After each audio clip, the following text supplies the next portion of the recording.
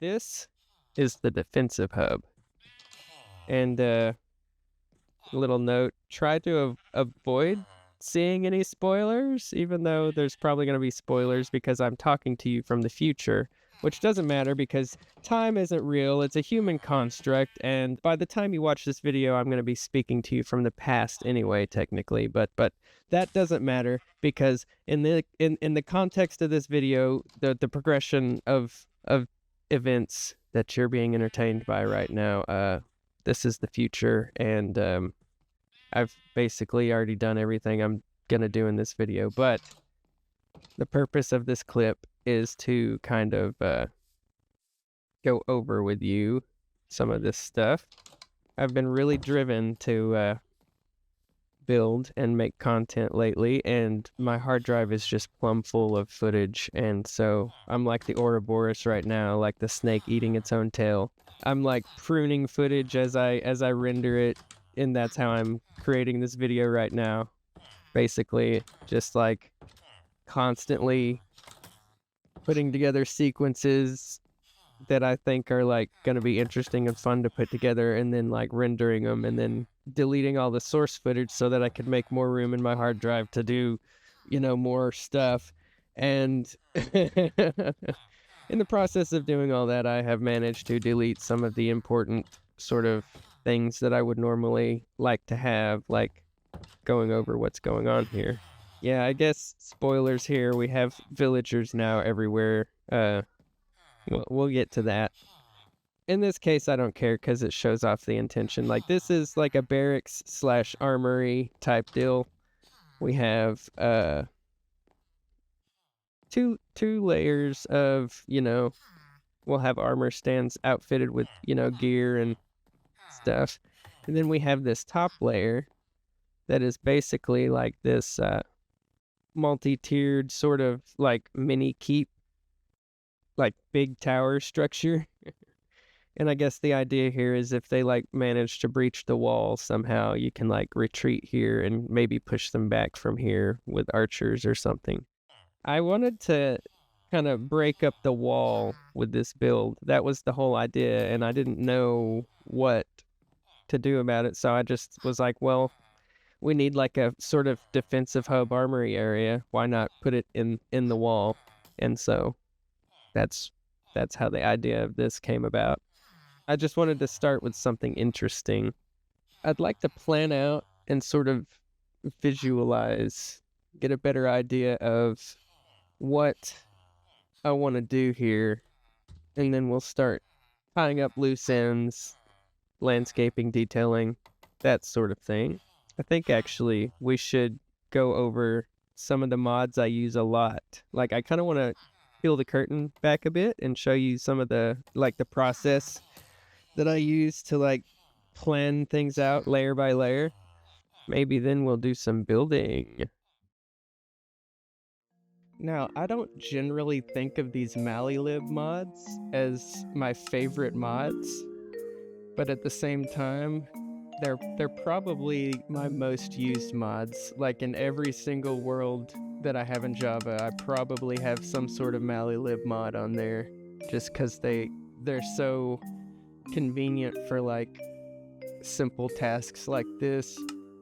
So right now I'm just using the mini HUD mod to render some shapes, mostly circles, and I'm trying to set out some lines to create some interesting shapes that are like parallel with the circular wall structure. I mean, this just makes it so much simpler. Like, back in the day, I remember I used to have to look up like little pixel patterns, like a circle generator on the internet, just to build like a complicated set of circles, just to make sure everything looked right. But with Mini HUD, you can just kind of use the shape renderer, and as you see here, you can just plot out all sorts of different things. So the ideas are starting to flow in, and I'm getting concerned about all these loose ends that I have, and I don't want to get started building on a bunch of different projects and not have anything finished. So I think right now I'm going to start working on the landscaping, particularly making the castle meet the mountain, because right now it's just kind of floating. You can see down here. So we're going to go ahead and take care of that.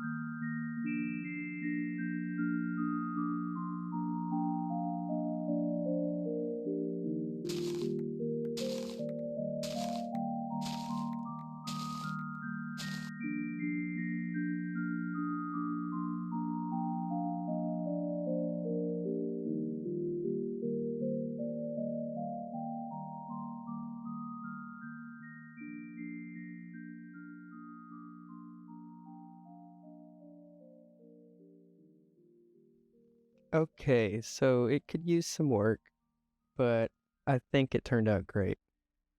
I mean, look at it. That feels so much better. I need to work on the path here. And of course, there's still some terrain manipulation to do, but just joining the castle with the mountain makes it feel so much more complete.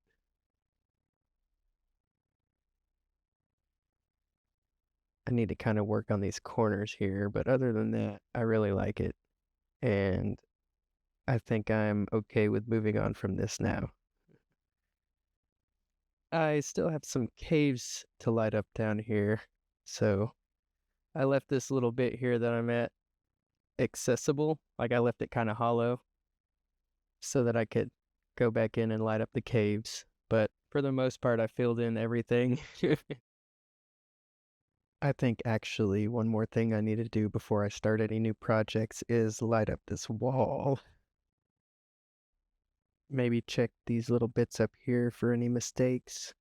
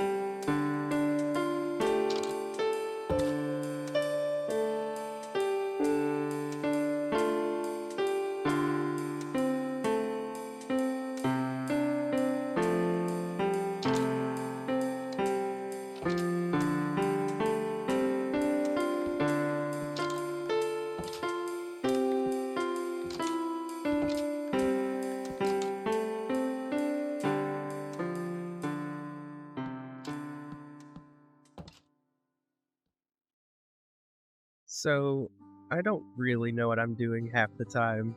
Like, it's really more of just an idea, like a vague idea that starts as like a feeling.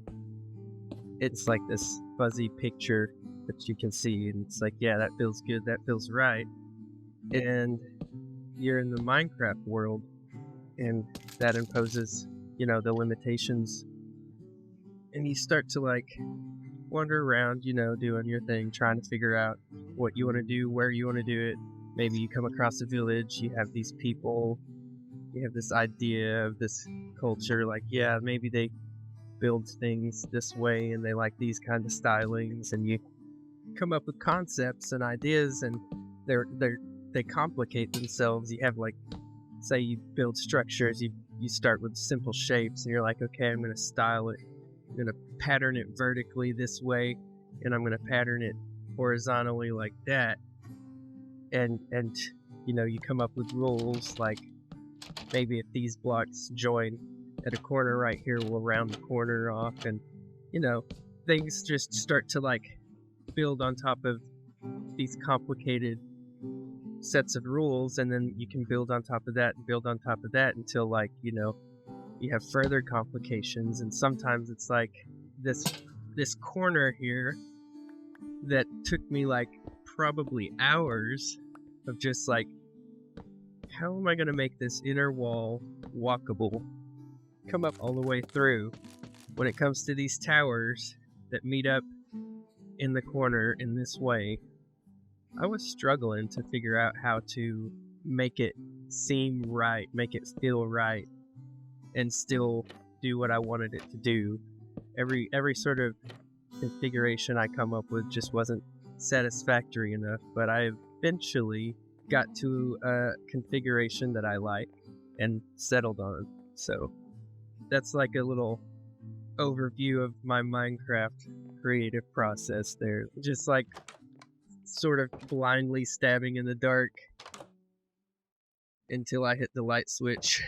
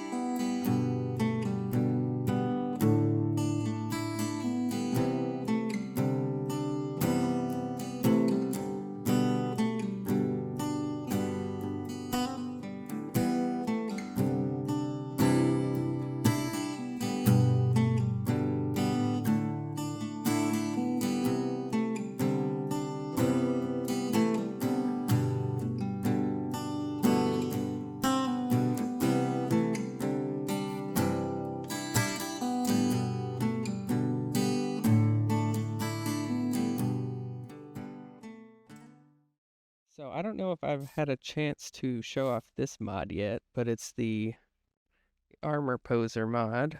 And if I shift right click here, I can just paste some stuff that I've already done. So now I put a trapdoor in his hand. I'm going to swap it to his head.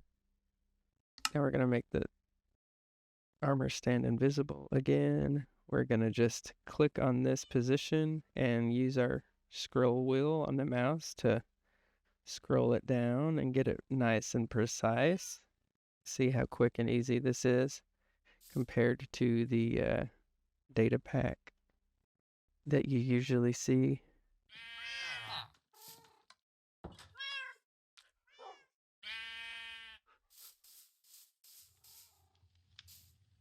Now on this one, I can click over here on rotation and actually rotate it to the position I want.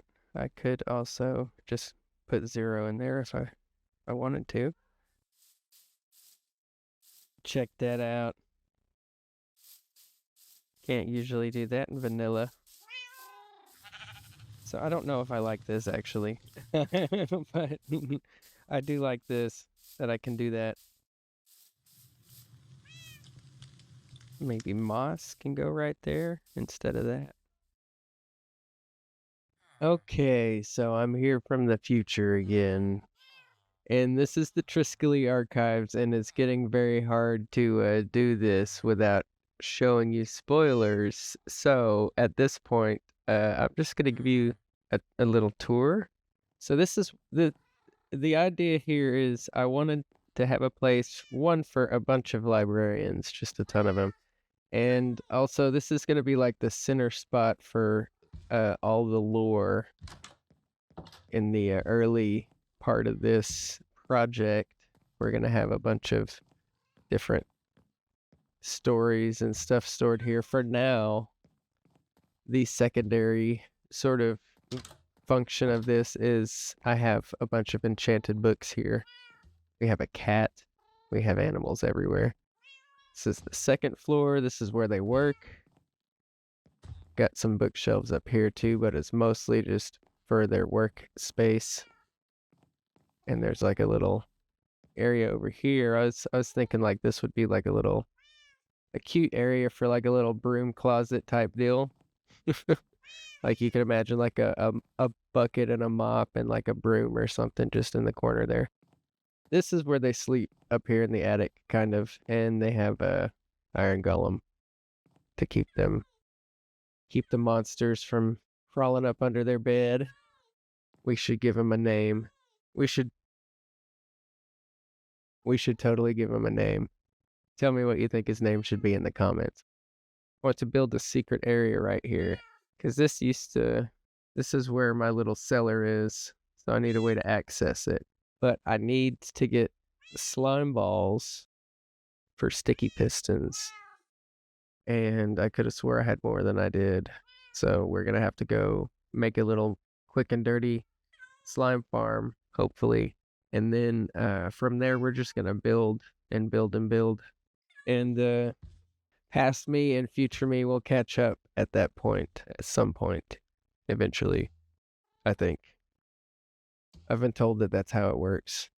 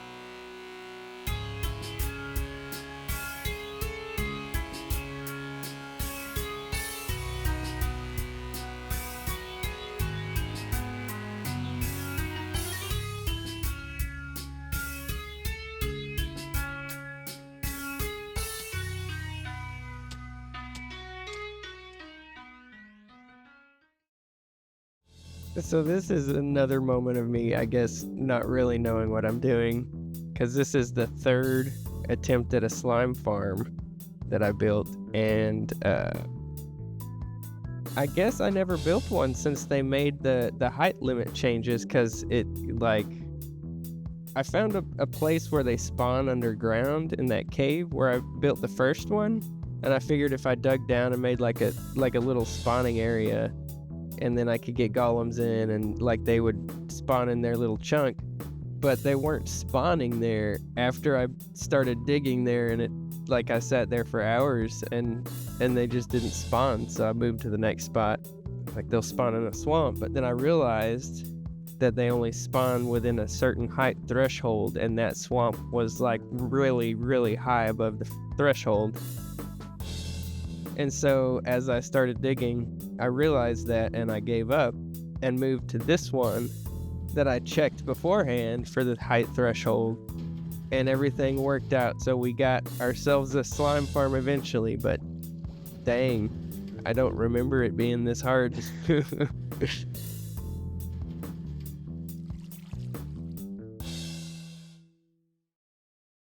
Ooh, piece of candy. Here we are in the maintenance area of the slime farm. There's a waystone here. We got a bubble elevator and a drop shaft. And we've got about a little over half a stack, maybe a stack of slime blocks. We have the actual hopper hooked up to a auto crafter feeding into a chest. So that's kind of exciting. That's my first little auto crafter sort of deal. The reason I needed these slime balls was for this secret entrance here. Okay, so check this out.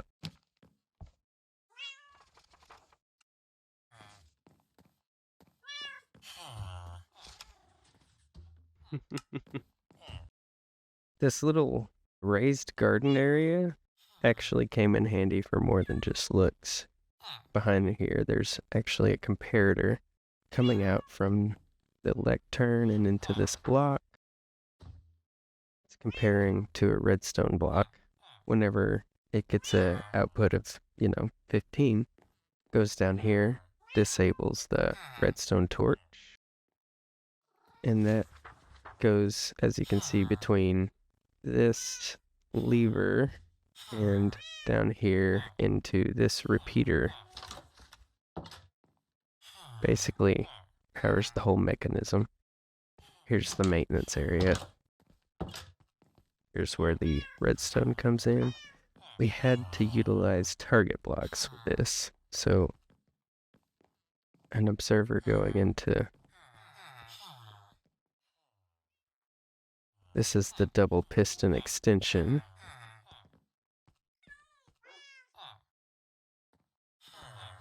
Honestly, I'm probably not the best person to explain how this works, because it took me a while to figure this out, and now I don't even remember quite how it works. I just know there's like a little decay thing going on here. There's a one-way like element right here. Repeater goes up through here for that. This powers the thingies.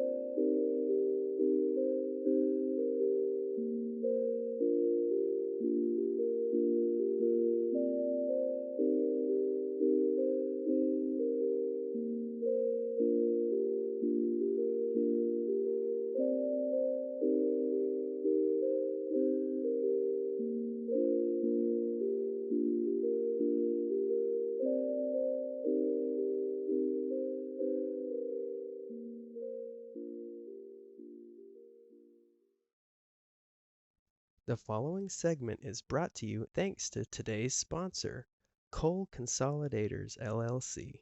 At Coal Consolidators LLC, we earn for the mine. Disclaimer, this is intended to be satire. This is not representative of any legally recognized entities. We at Summer Oak Tree do not represent nor know of any company named Coal Consolidators LLC. It just seemed like a funny bit. So, my life over the past month has been pretty crazy. Over the past few months, actually, but this past month in particular, I can't really articulate all the details, but the gist of it is there's all this fear and uncertainty about everything going on. Like there's layers and layers of things in my life that are just like compounding into this like wad of anxiety and stress. And you have all these like insidious forces sort of corrupting the market and the government and the world basically, and just like sapping the resources out of everything. And it's just all of this just, it came to a head. And initially, you know, just me as a person, as an individual, my instinct was just to drop everything that has to do with like, you know, money or yeah, whatever. I don't want to be a part of it, but you know, I have a family and stuff. I'm a dad. I have to make compromises, of course. Like, I can't just like, you know, we have to keep going. So it's just like this paralyzing sort of feeling of like, what do I do, you know? Realistically, I could drop social media, I could drop YouTube and all that, and I did for a minute. Like in my head, I was like, the pressure was gone, like all the algorithms and like, you know, how do I make myself marketable and this and that, but I still had the drive to create and do music, and I was still playing Minecraft and I was still actually putting videos together, but it was like in this new inverted sort of perspective of imagining myself as you, not individually, specifically you, but the audience in general. I want to see you make something. I want to hear what sort of music you're about to play. I want to see the thing you're about to build. I want to see the video you're putting together. I want to see how you're putting it together. Like seeing myself from that perspective, just being excited. I'm really happy with this one, I guess is what I'm saying, because I had a lot of fun working on it and I'm excited to see the end result. So, yeah, let's see how this goes.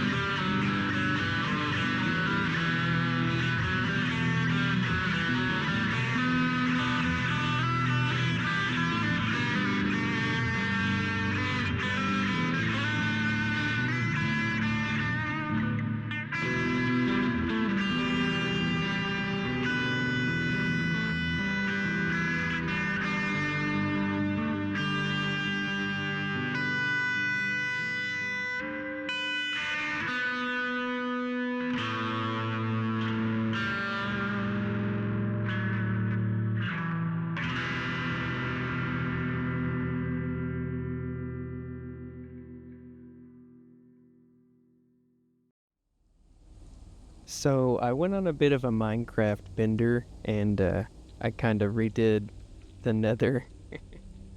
But check this out. This is one of the traveler's backpacks. And I didn't realize this till like halfway through this project, but it has fire resistance when you wear it. So that really helped. I was swimming through the lava wearing this thing. But anyway, here's our portal, the original portal from Triskele Keep, and this is where we access the nether, just the general terrain, and then this is our ancient debris mines down here. We have decorated the place. This is just glowstone from the chipped mod. This is the main hall. I did not decorate the tunnels, the mining tunnels, but it goes all the way down. Which, this is the dead end right now. We still have a little bit of work to do. So at this end of the mine, there is a waystone, and we have named it the Ancient Mine.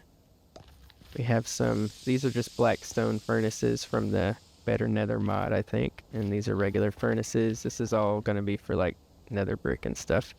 We have storage for, all the stuff we would get out of here.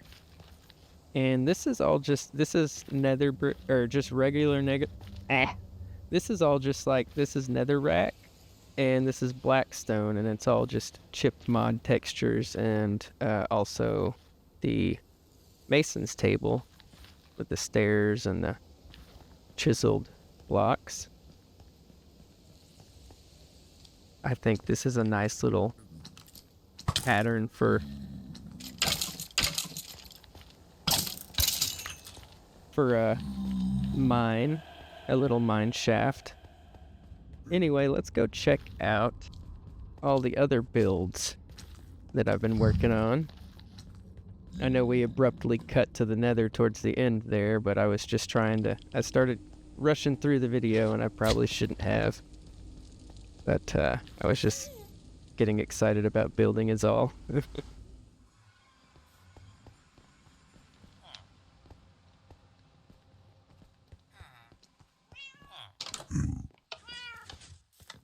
Okay.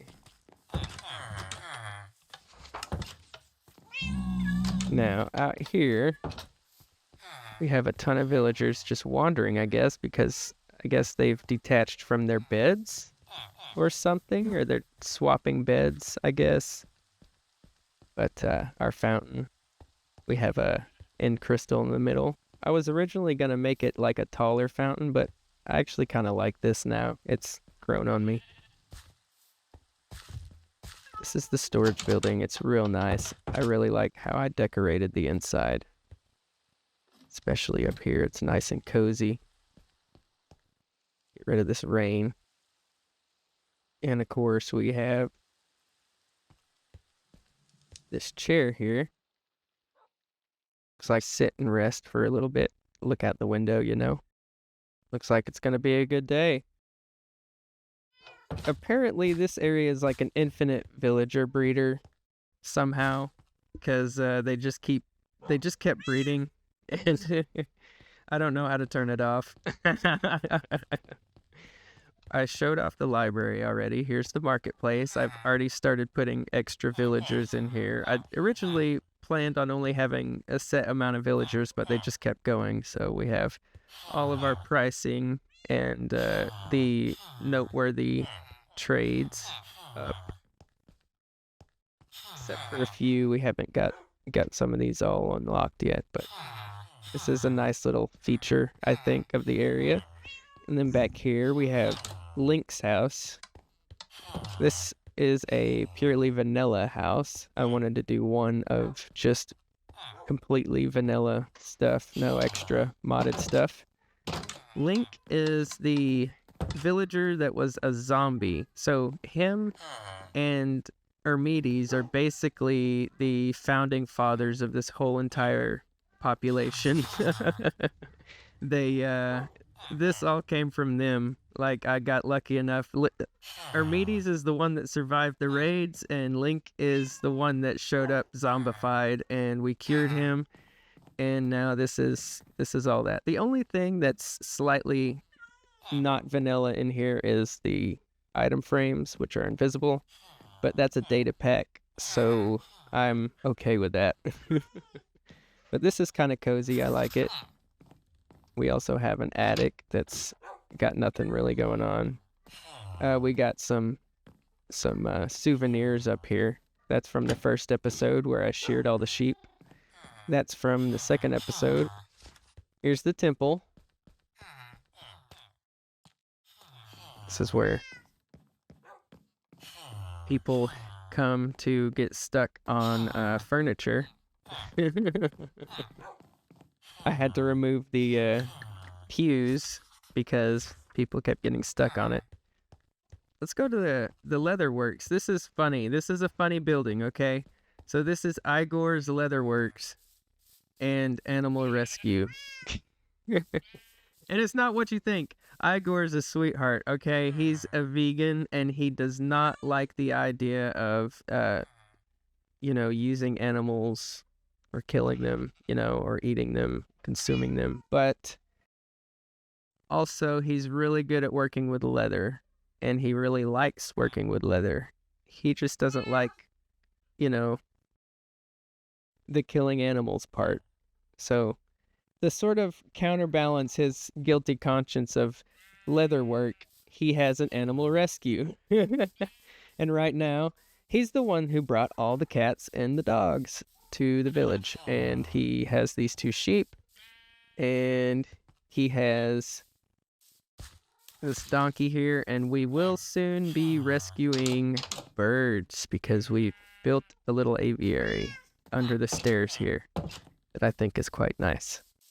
So if we go right here, this is where their bedroom is.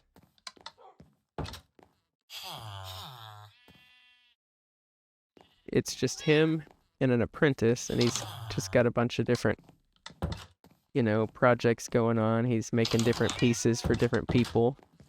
They did have sitting areas out here, but they kept getting stuck on them. So we're going to have to figure out if there's a way we can disable interactivity with villagers on some of these things.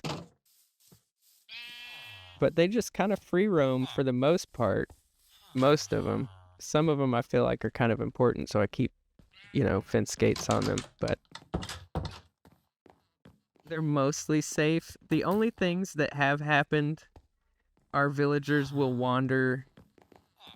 I have some bits a little too accessible and they'll wander up here, and sometimes if they're like right here, they don't normally naturally path off of here, but they might get nudged off, and one of them has died due to fall damage. So yeah, other than that though, they really love this place and it's coming along. The population's really bustling. So you can see I had to condense the farm even further to accommodate the path, which I like how this turned out because now it's actually connected. And so we have this indoor greenhouse area that's more climate controlled, and then we have the outdoor area for seasonal grow. And yeah, and then I have the landscaping. I kind of just dotted bushes and stuff around haphazardly. I didn't really have any rhyme or reason. And those 2 X's are going to be where I put like statues or something. I haven't decided yet. This is a cool feature that I like, but it's like also kind of pointless because it's pointed right at the wall. But it's like a stained glass window. So out here, you see the path winding down. I wanted to add a curve to it, and I didn't know what to do about this inside corner, so I just tucked it in like that, and it kind of works, I think. It makes it look like it has hips, but I like hips, so it's okay. So that's going to lead down to the what will be the lower village down here. And then there will be an upper village where all the guilds and embassies and stuff from other nations and like all the big power players and stuff. And then all around here in this area will probably be like the waterworks and you know, the like all the infrastructure and city workers. All right, guys, that's all I have time for this episode. I really hope you enjoyed. I worked really hard on this one, and I really had fun tackling all of this. I haven't quite caught up to future me yet, or present me, or whatever me is the current me. But anyway, yeah, there's a couple of projects I've been working on in the underground that I haven't shown that I'm gonna save for next episode, I think. Anyway, I'm probably gonna go mining for netherite, and I'll catch you next time. And maybe next episode we can search for a netherite template or something. Do something fun in the nether. What do you say? Anyway, till next time, goodbye.